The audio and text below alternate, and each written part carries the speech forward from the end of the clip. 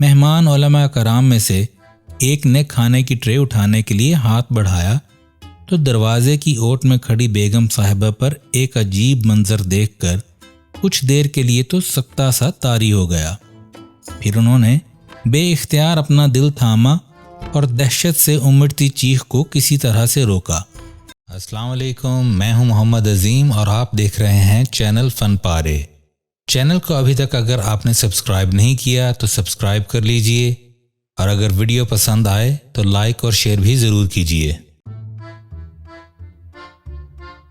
ہمارے ایک عالم دوست کے ساتھ پیش آیا ایک عجیب اور دلچسپ قصہ جو کچھ دن پہلے انہوں نے سنایا۔ آئیے انہی کی زبانی انہی کے الفاظ میں سنتے ہیں۔ ہوا یوں کہ ہمارے ایک انکل جی جو کہ ماشاءاللہ قاری صاحب بھی ہیں اور ان کے 4 بچے ہیں، 2 بیٹے 2 بیٹیاں۔ انہوں نے اپنے دوستوں کے ساتھ کشمیر کی سیر کا پروگرام بنایا تو اپنی بیگم صاحبہ سے اجازت مانگی، یعنی مشورہ چاہا۔ بیگم صاحبہ نے سخاوت کا مظاہرہ کرتے ہوئے خوشی سے انہیں جانے کی اجازت دے دی۔ میاں جی اپنے عالم دوستوں کے ساتھ سیر و تفریح کے لیے روانہ ہو گئے۔ 10 دن کے بعد واپسی ہوئی۔ جب واپس آئے تو ان کے ساتھ کچھ مہمان بھی تھے جنہیں قاری صاحب نے بیٹھک میں ٹھہرایا اور گھر والوں کو بتایا کہ خصوصی مہمان ہیں، ہمارے یہاں چند دن ٹھہریں گے۔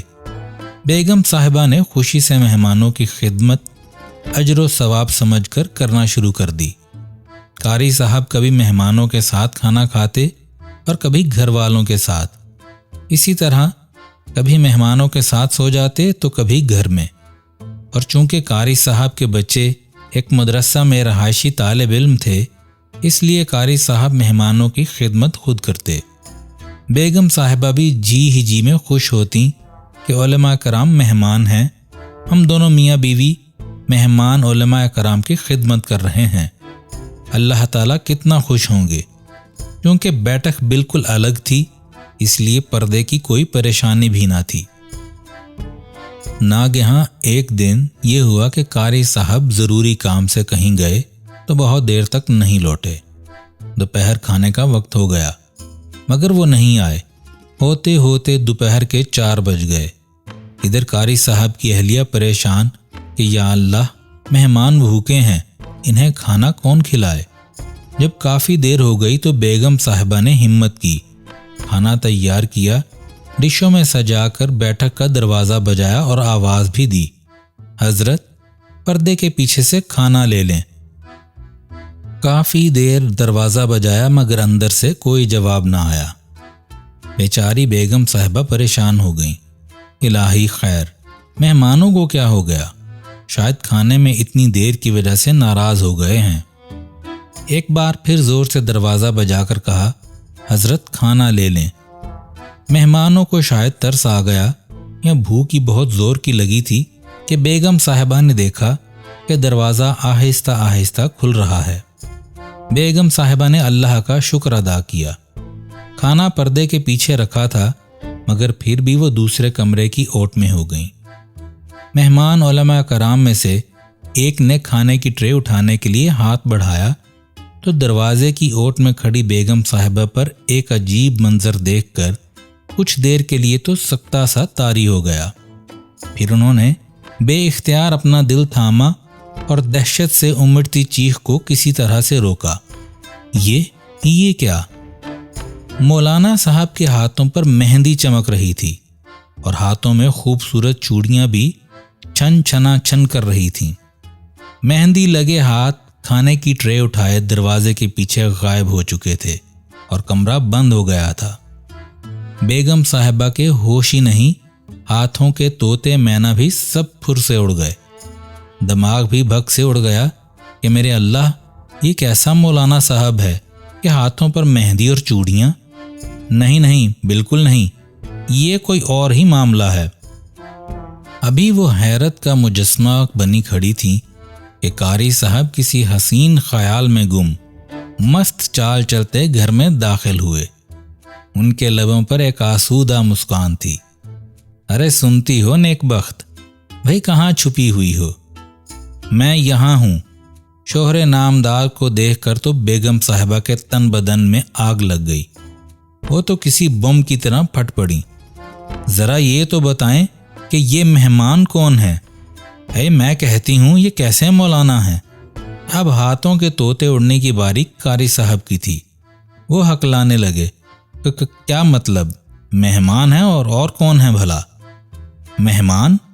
مہندی چوڑیوں والا مہمان؟ غضب خدا کا، میں مولانا سمجھ کر خوب خدمتیں کرتی رہی اور یہ صاحب کوئی اور ہی گل کھلاتے رہے میری چھت کے نیچے۔ کون ہے یہ مولانی؟ بتاتے کیوں نہیں؟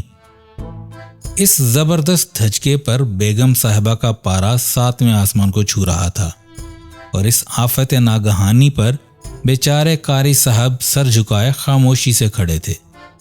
قصہ مختصر یہ کہ کافی دنگل کے بعد جب بیگم صاحبہ قاری صاحب کے ہمراہ اندر گئیں تو پتہ چلا وہاں رہنے والا مہمان کوئی مولانا نہیں بلکہ قاری صاحب کی نئی نویلی بیچاری دلہن بیٹھی تھر تھر کانپ رہی ہے۔ اسے موصوف کشمیر سے نکاح فرما کر اپنے ہمراہ لے کر آئے تھے اور انہیں اپنا دوست بتا کر مہمان بنایا ہوا تھا اور بیگم صاحبہ سے خدمت کروا رہے تھے۔ بیگم صاحبہ نے زیادہ احتجاج کیا تو قاری صاحب نے بھی سینہ چوڑا کر کے نکاح نامے کا پرچہ ہوا میں لہرا دیا۔ خیر تو دوستو، آپ نے شادیاں تو بہت دیکھی ہوں گی مگر ایسی انوکھی شادی کے بارے میں کبھی نہیں پڑھا ہوگا۔